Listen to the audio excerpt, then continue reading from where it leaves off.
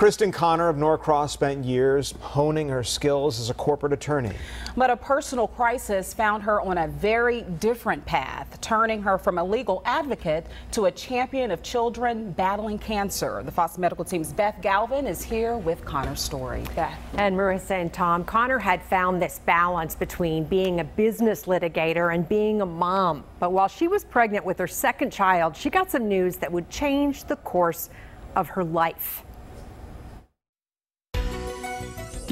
When Kristen Connor began her career as a business litigator more than 20 years ago. Never in 10 million years would I ever have imagined this is what I'd be doing. But in 2001, during a difficult pregnancy with her second son, Brandon. He was a twin, lost a twin during the pregnancy. Kristen Connor's plans changed when doctors found a tumor on her unborn son's spine.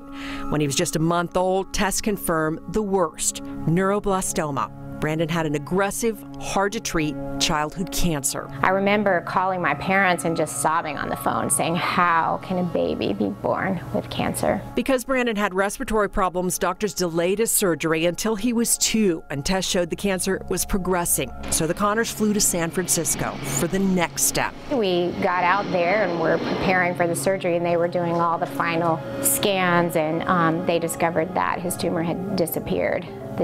This was the day before he was supposed to go for surgery. Brandon's cancer was inexplicably gone. And it, to this day, hasn't come back. So I don't think there's really any scientific explanation for what happened. But the suffering Kristen Connor had seen on their journey had changed her.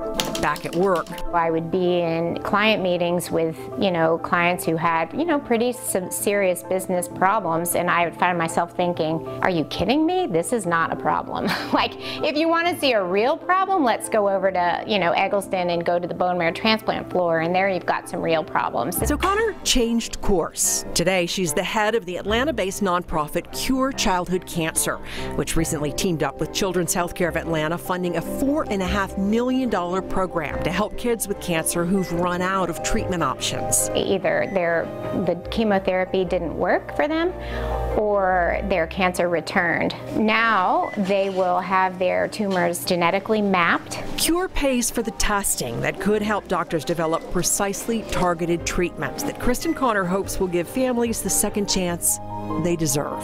I just feel like it's my purpose. This is my purpose, and I'm just sort of living my purpose.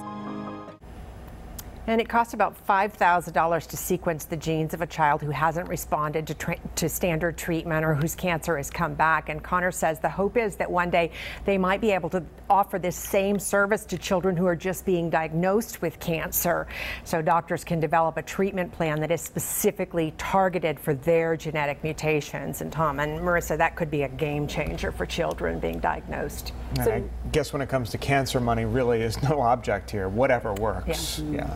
All right, Beth, thanks.